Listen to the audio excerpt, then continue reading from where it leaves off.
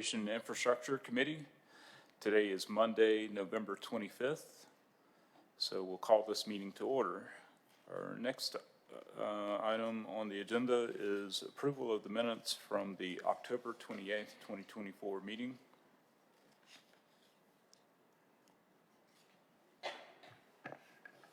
Move approval of the 10/28/24 meeting minutes.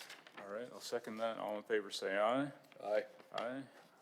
That item is approved. And next, we have a new application for a non-emergency medical transport, quality care transport. Detective Fikes. Yes, that would be owner Matthew Gray for Quality Care Transport. This applicant has successfully passed the background check. It's ready to move on. Okay. Is the applicant here? I don't think so. All right. No, it's not here. Okay. All of the application seems to be in order.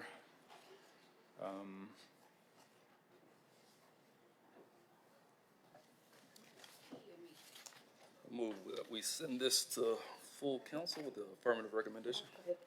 All right, I'll second that. All in favor say aye. Aye. All right, that is approved. Next up, we have a presentation by Paige Ishmael. Hopefully I said that wrong. I mean, I had said it right. Hopefully I said it right.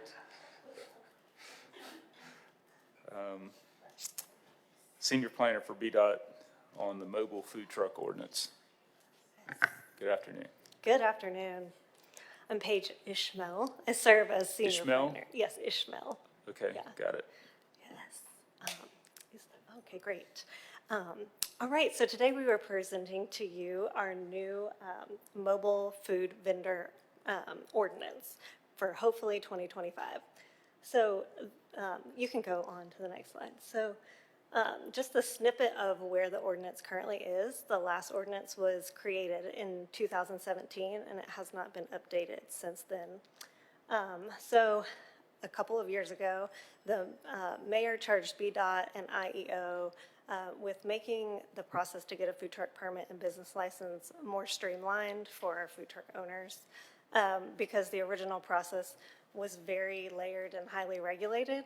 So right now, the ordinance, in order to get a permit, you have to come to us with a location that you want to operate in our city's right-of-way. And BDOT has to approve that space.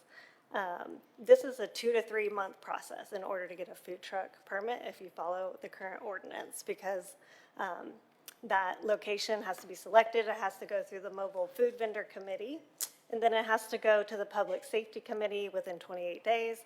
If it is recommended by that committee, then it goes to City Council for approval. So it's very lengthy. So there's no way to come in on a Monday with a food truck event on the weekend and say, hey, I need a permit, by following this process. So there's also multiple permits you can get right now. So it's location dependent, it's time dependent, it's about 4 or 5 different options. So it's a very complex process. And there's also a required rotation system. So there was an online website that is no longer functioning now, but you used to be able to schedule where you wanted to operate when, and you could only be there like once a week, and you had to rotate where you were. So this system was built in 2017, as I mentioned, but we only had about 5 to 10 food trucks that followed this process at the time. And I checked this morning, and as of 2024, we have 191 food trucks that have applied for permits. So we're just looking at a completely different landscape in Birmingham now with the amount of food trucks that we have to regulate for this permitting process. So we're hoping with these updates that it's become a much more efficient and streamlined process to promote this business in Birmingham. So you can go on to the next.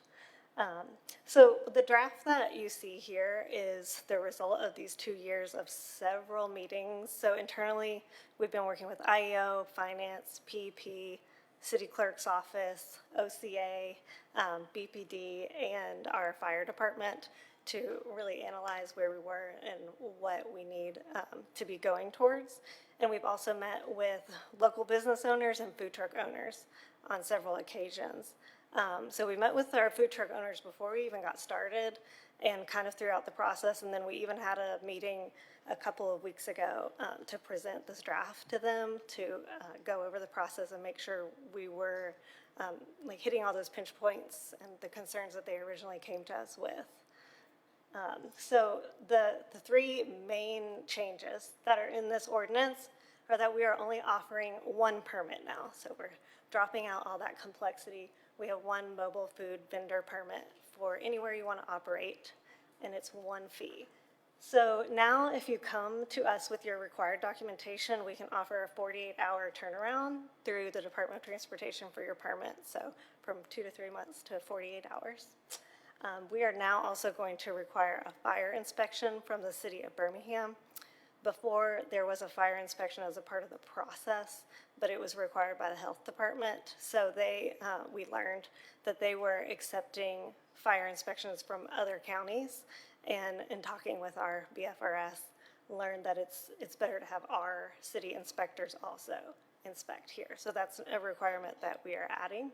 And then for operating, we are no longer going to have designated food truck spaces in our city right away.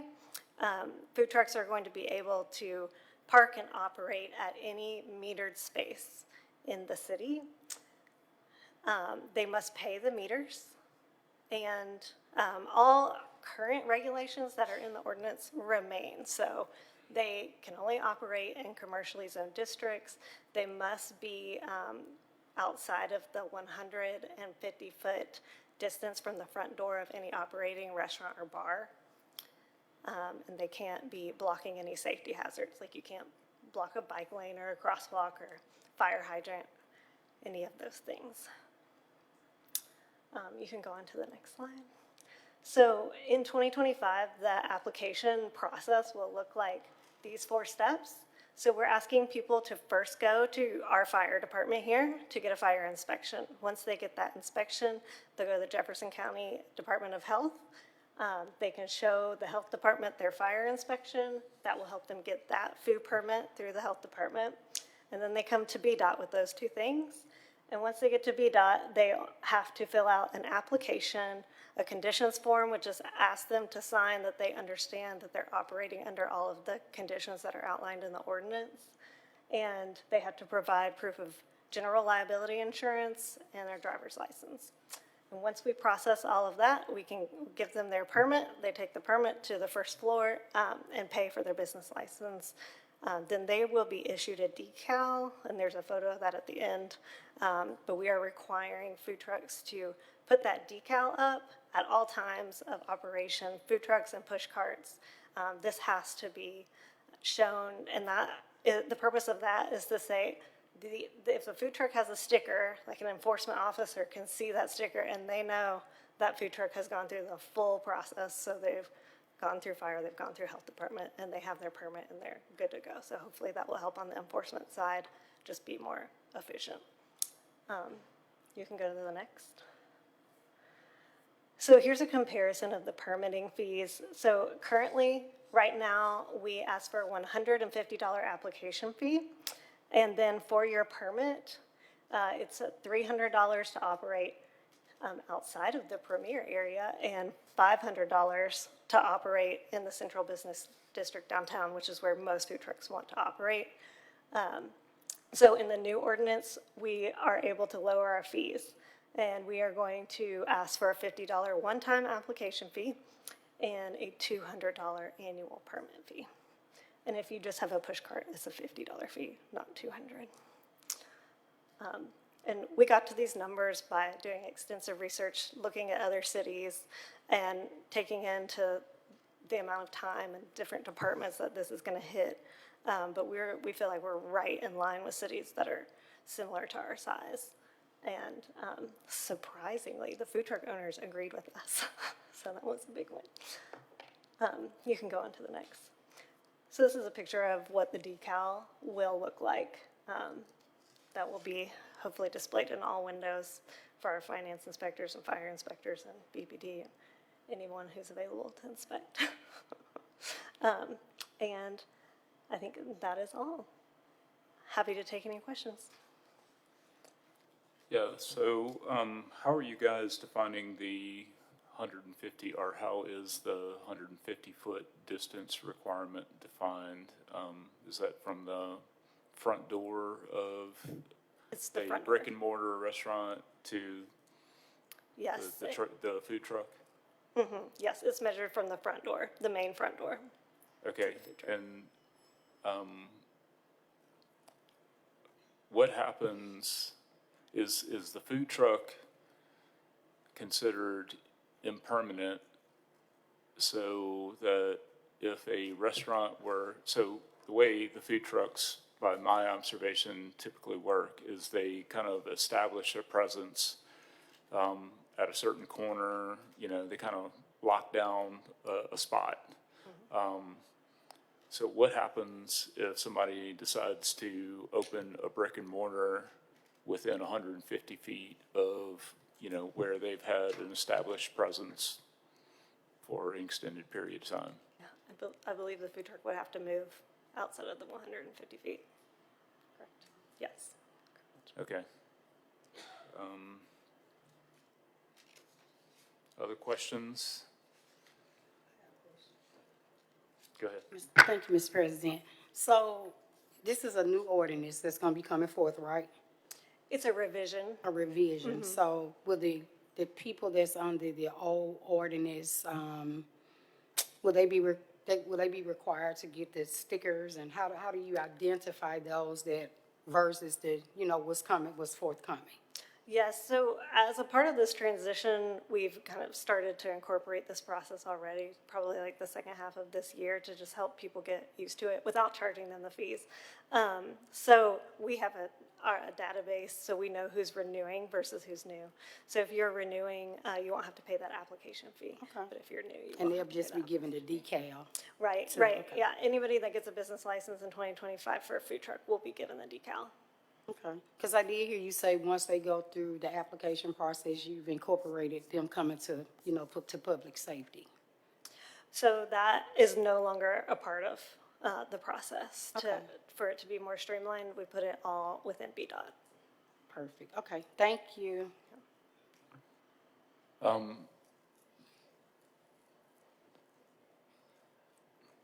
got a couple of questions, and I just forgot one of them, but I know one of the issues that had come up before when this was very briefly introduced in the Economic Development and Tourism Committee about how the city was going to address, you know, the now authorized alcoholic beverage trucks that are allowed in entertainment district. So how does the ordinance accommodate or deal with that? So we've added a section for that in this ordinance, and it mirrors exactly what the state code says for alcohol sales and food trucks. So it's a, yeah, I don't know. Do you want more information on that? No, I mean, We also met with the entertainment districts to go over that regulation with them, and we looked extensively at mapping because there's a lot, it's highly regulated, so you can only operate within an entertainment district, and then they also have that 150-foot rule. And because our entertainment districts are so dense with restaurants and bars, and that's why they're entertainment districts, it's incredibly limited as to where those trucks could even operate. So really only 2 of the entertainment districts had spaces that would qualify. And so we do have those maps available if someone comes in with that interest. Okay. But they would have to go through a whole process of not only this permitting, but they would have to go through the ABC board to hold an alcohol license for their food truck. okay, so does the distance requirement only pertain to on-street parking spaces, or does it also just apply to, you know, a private property? Say, an adjacent, you know, a property owner down the street from a brick and mortar restaurant wants to hire a food truck to do vending on their property, how does that get resolved? We've been considering it an all-inclusive rule, even if it's on private property, because we've run into that a couple of times. But I believe the ruling is in place to keep competition from the brick and mortar and the food truck separate. So just because it's on private property, I believe it still applies. Julie Bernard, I serve as Assistant City Attorney. I believe that we did take out that it applied on private property because it's on, one of the bases for allowing that is businesses have what's called a right of view. So, you know, you've got a right to have the entrance to your restaurant, your signs, or your retail store, or whatever, you know, if you're a business, to be seen. And so if a big food truck parks in front of, you know, say, for example, Subway and Chick-fil-A down here, nobody can see that they're there. So that's the reason for having them move. It's to protect that right of view. But if they're on private property, there's generally not that concern about a right of view. It's sideways, and I thought that was what we had decided. I will check, but I think that applies to right-of-way operations. Okay. I'll double check. Just to clarify, where we are currently is that if they are on private property, the 150-foot rule would not apply. I believe that's how we structured it, but I will double check. You could go on, I will check. Because one thing we did was rearrange, it's section 7, the operational regulations. And the way they've been, actually, the food truck ordinance is from 2014. The 2017 amendment was the temporary vendors, which was just a little section that was put in. And that will be, you know, those are temporary vendors. They're people who come, say, for the classic, that's the only time they're in the city. So in 2017, that was added to make it easier for those vendors who are not going to be in the city all year, and they'll just be there. So the 2014 ordinance, all these regulations were sort of all together, and I would have trouble trying to go through them and see what, you know, I'd read something and it really applied to private property and not to the right of way. So we've separated out that section 7 to have a section A that talks about operation on the right of way, a section B that talks about operating on private property, and a C that really applies to everybody. So the part about the 150 feet, let me see, is within the A part applying to right-of-way and not in the B part about private property or the one that applies to everybody. And I think that was because of that specific concern we had discussed. Okay. So mentioned on the right of way, they could park in any on-street parking space. If it's metered, they have to pay the meter. If it's unmetered, they can still park there, right? Unless, you know, under Park Mobile, you know, we got Park Mobile metered. Yeah, we've taken out the meters out here on Short 20th, so you have to pay Park Mobile and don't feed a meter.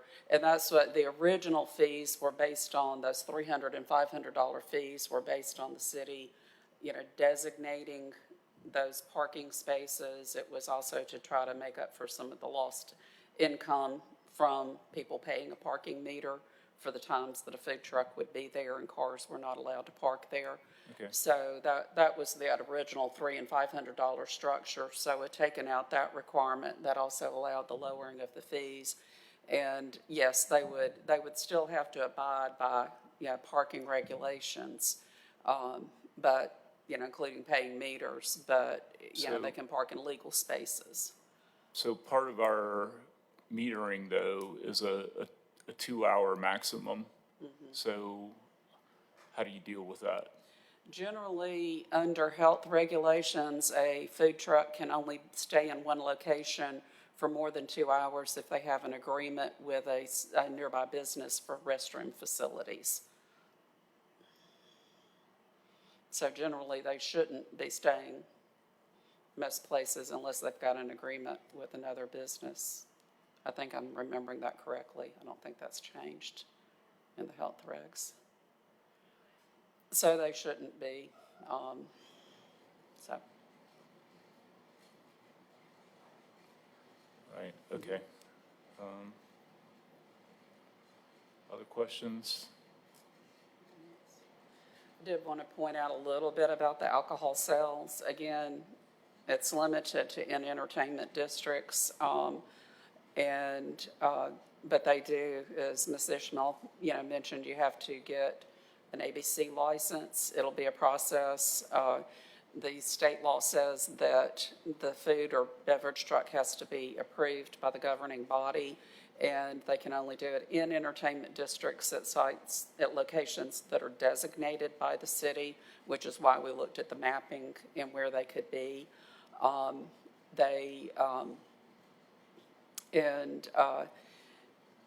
So there, an ABC board requires them to give 7 days notice that they're going to be at a location. They have to tell ABC where they're going to be, and they have to tell them 7 days before they plan to sell alcohol at that location every time they do it. But it will be, and in the ordinance, the way it's stated is that they start that application. That's separate from the food truck permit. They can get the food truck permit, but if they want to also sell alcohol, that part's going to have to start in finance just like any other alcohol license starts, and it will move, that part will move through public safety just like any other alcohol license. So, and they have to say where they want to operate, but as was stated, there's not many that fit what the law calls for.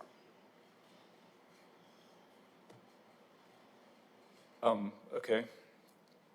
One, I'm looking over this, mobile food vendor permit application checklist. One of the issues that,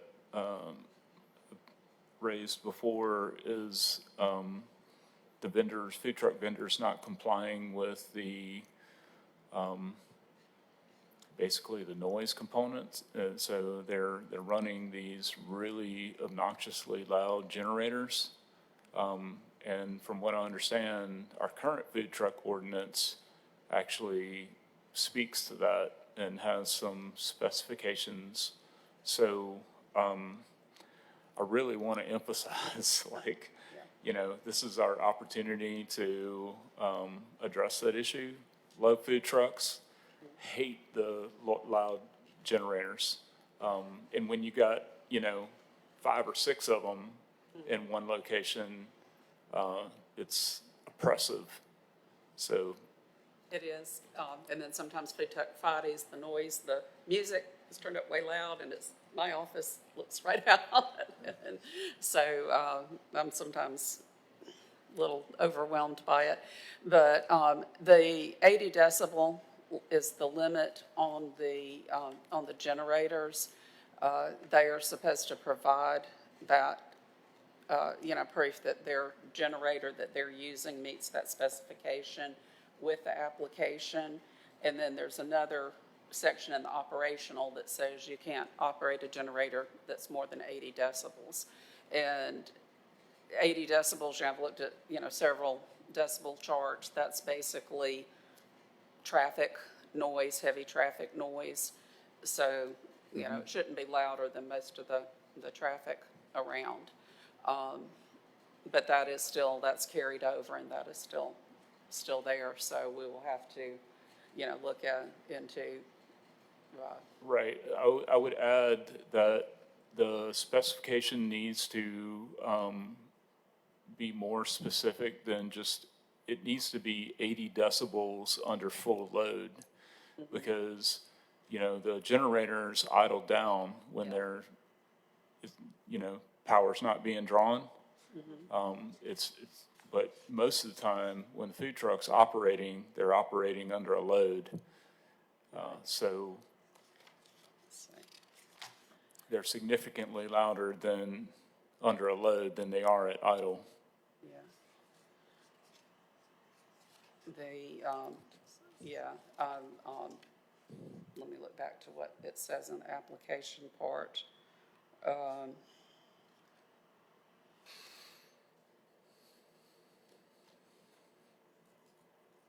Sorry. It's here. No, it's here. Okay, yeah, the manufacturer specifications on decibel range of the generator used, the decibel levels for any generators used shall not exceed 80 decibels, 80 dBA. It shall not exceed. Okay. And it says they've got to provide the specifications on the range for the generator. If you'd like to see that more specific, as what you mentioned, we can look at that. I think that covers it. Okay. But, my concern is mostly, like when they're coming in to get their permit, that, we're communicating to them at that point Right. that, hey, look, you got to prove to us that you got the right equipment. And, that if we come out and find you doing something different, we can revoke your license. Right. Let me say this real quick too. I just kind of want to touch on the fire department part. There's always, the city has always adopted, when we adopt the tech codes, the International Fire Code is included, and that incorporates the National Fire Protection Association, NFPA standards, which includes a standard for mobile food operations that generate smoke and grease. That's always been part of what's adopted in that whole context. This year, the fire department, and they can speak to it if they want, but we specifically adopted that a mobile food truck requires a fire permit. That's a separate permit, which is what goes along with the fire inspection. There's also the NFPA standard also has regulations to it as to how close a food truck can be to certain things like other vehicles, other food. They've got to have at least 10 feet spacing between them and other vehicles and buildings and other things like that. So, so it's always kind of been there, but we've kind of brought it. I'm looking to see, it's kind of been brought and formalized as a permit in the technical code, and then we brought that forward into this permitting process to make sure that's clear. Okay. Sorry. Oh, you're fine. I was just going to add that the fire inspectors agreed to add that as a part of their fire inspection to test the decibel levels. And we've been trying, like in all of these meetings with the food truck owners, to tell them, reiterate the 80 decibel levels. So I hope that they're very aware of that regulation. We also added into this ordinance the 150 feet rule to apply to schools and governmental facilities as well, because a lot of the complaints about noise were from like this surrounding area. So we're hoping that that will help alleviate any noise Right. pollution. Yeah. That's unless we've got something that's authorized, say we have Food Truck Friday, so we've authorized it to be here, or there's some, special event that's been authorized in the area where food trucks will participate. Okay.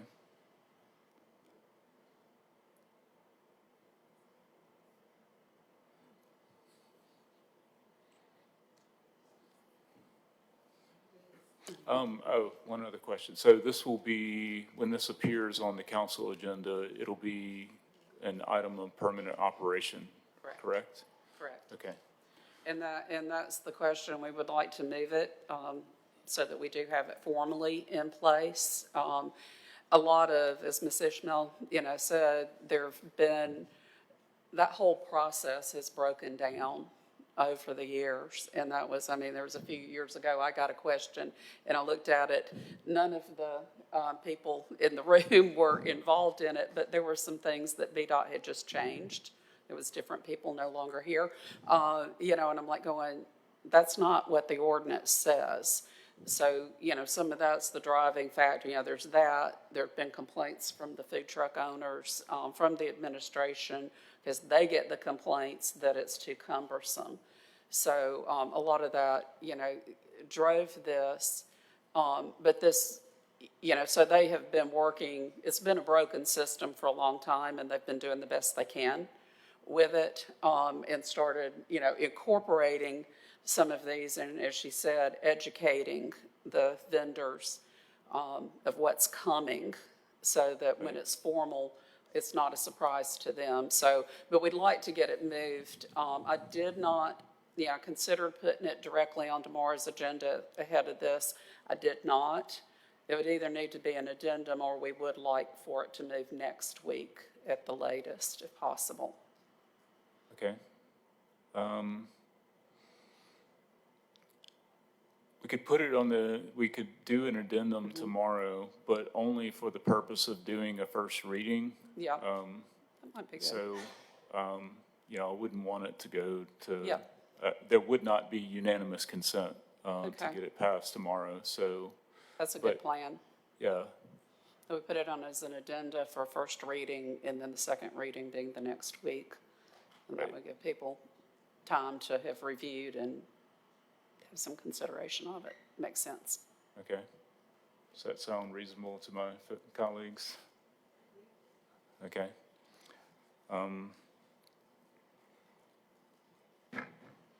Any other questions? All right. So, and we also need the text of the ordinance. I haven't been monitoring my email all day today. I Is it? thought I sent it. I thought it was submitted to the committee. Apologize if it was not. Yeah. It's not in our printed copies, so Okay. apologies. Yeah, Yeah, I so we have- apologize, because it should have been, and I thought it was. Okay. So I've got a copy. It's on me, not on you. That's okay. So, yes. So what's the pleasure of the committee? Want to recommend this to the council, or? Move we send this full council with an affirmative recommendation. All right, all in favor say aye. Aye. So that is recommended to the full council for approval, and we can do an addendum tomorrow. There will not be unanimous consent, but it can get read. Right, and Yeah. that gives the week for people to think about it. All right. Okay, so next item of business, new and old business, is following up on our Birmingham Water Works Board appointment recommendations. So,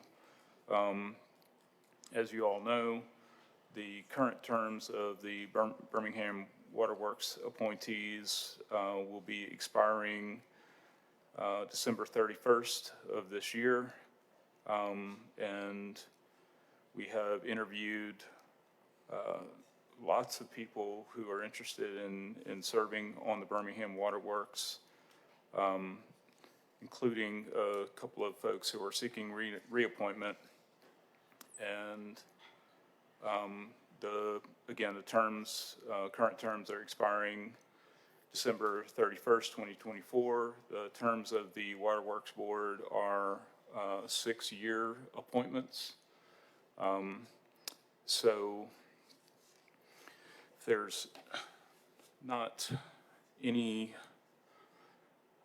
discussion, we will consider nominations. And I can make those if you like, but, so, Council Woods? I nominate Ivan Holloway and Jonathan Harris. All right.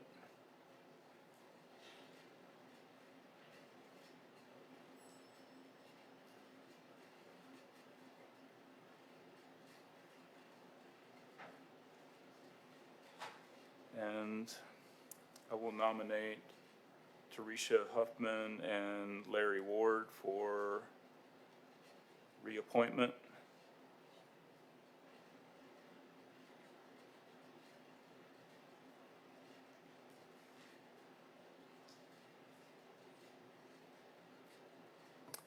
So if there are no other nominations, I'll move to close the nominations. I nominate Jonathan Harris and Ivan Holloway. Okay. All right, so we have those. And Teresa Huffman and Larry Ward have also been nominated. So if there's no other nominations, we'll close the nominations. And, okay. All right, so nominations are closed, and now I'll move that we make these nominations our recommendation to the full council for appointment. All right, it's been moved and seconded. All in favor say aye. Aye. So those nominations are approved, and those will be submitted as an addendum for the council agenda tomorrow. All right. And that brings us to the end of our agenda, so, Move adjournment. all right. Second, all in favor say aye. Aye. Meeting adjourned. Thank you.